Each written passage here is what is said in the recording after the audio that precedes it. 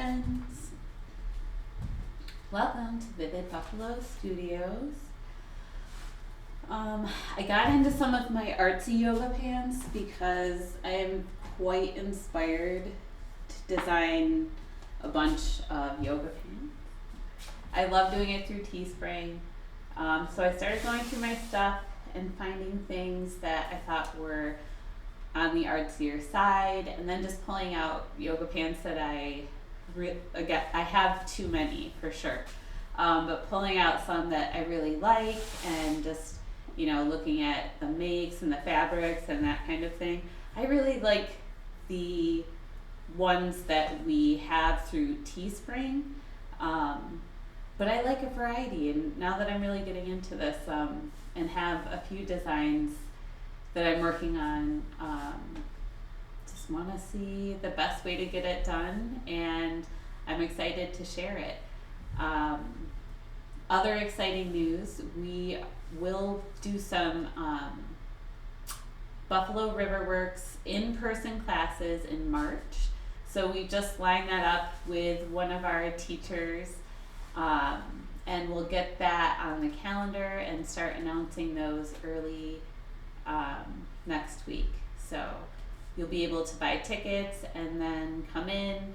The cool thing about doing it at Riverworks, you can get some good food and drink before class, and then sit down with your group and paint whatever the theme is.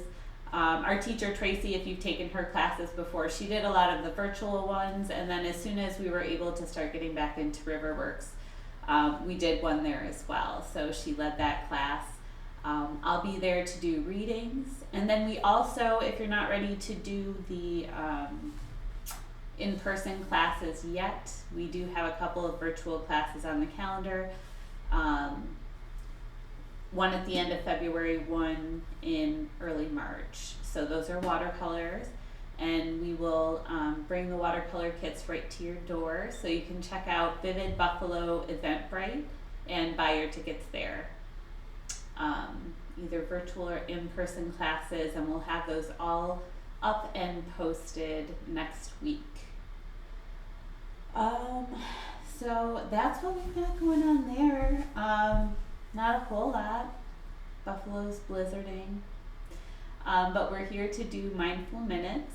And I'm reading from Journey to the Heart by Melody Beattie, which is one of my favorite books.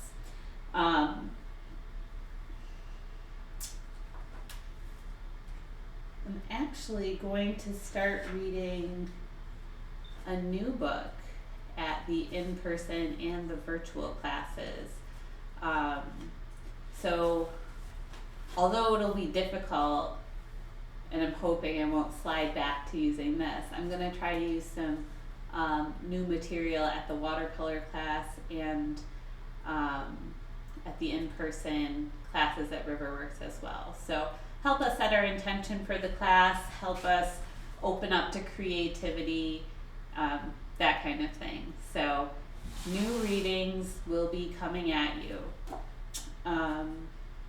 So today's reading, February 6th, look at what's right. Take time to notice what's right in ourselves, in others, and in the world around us. We may become so concerned with correcting ourselves, we become habituated to seeing what's wrong. Not just seeing it, constantly looking for it. The question itself, what's wrong, is enough to keep us on edge. But there are times to take stock, do an inventory, times to learn and grow.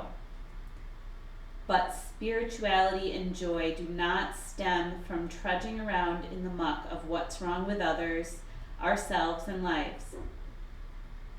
We do not have to seek out mistakes, errors, poking and picking at ourselves to continue to grow. Poking and picking hurts. Our lessons will be revealed to us, and they will present themselves naturally. That growth will occur. Give yourself a break. Ask yourself, what's right? What's good? What's true? What's beautiful? Sometimes the lesson isn't in discovering what's wrong. Sometimes the lesson is discovering that the world is all right, and so are you. And that is a really good one, because it's so easy to get sucked into negativity, and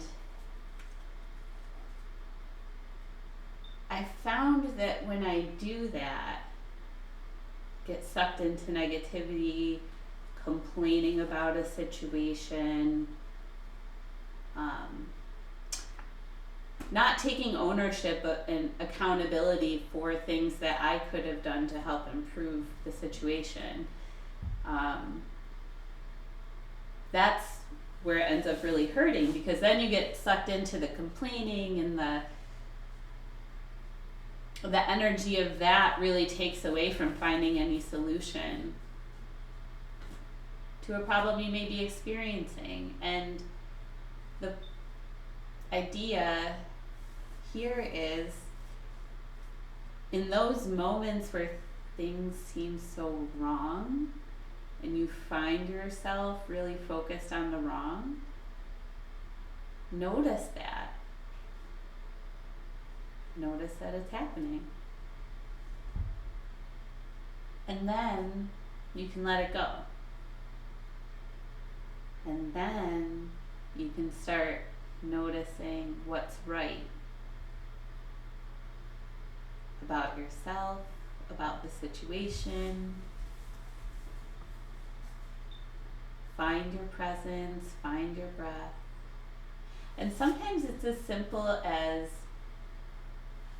being on your mat, and when things get really challenging.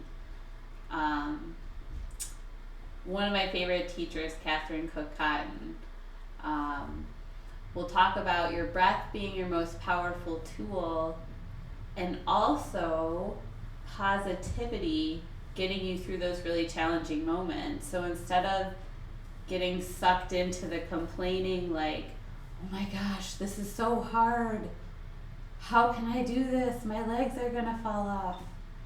Keep it simple. Notice that that's where you are, and say to yourself by name, Angela, you are worth the effort. You've got this. And that moment of positivity and that moment of clarity, along with my breath and my presence, is enough to get me to that next moment in time. And focus on the positivity. And allow yourself space from any negativity. Because the growth will happen. The lessons will reveal themselves. And you've got this. And you're totally worth the effort. So with that, ground your sit bones. Close up through your eyes. Put your hand on your heart. Take a deep breath in. Exhale.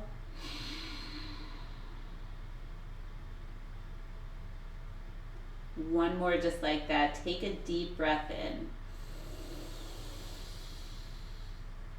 Let it go.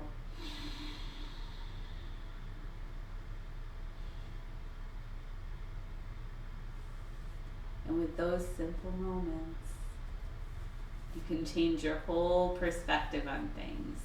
And that's so important. Surround yourself with positivity. Surround yourself with awareness and gratitude for everything that you have. And with that, I'll see you tomorrow, my friends. Thank you so much. We'll talk to you soon.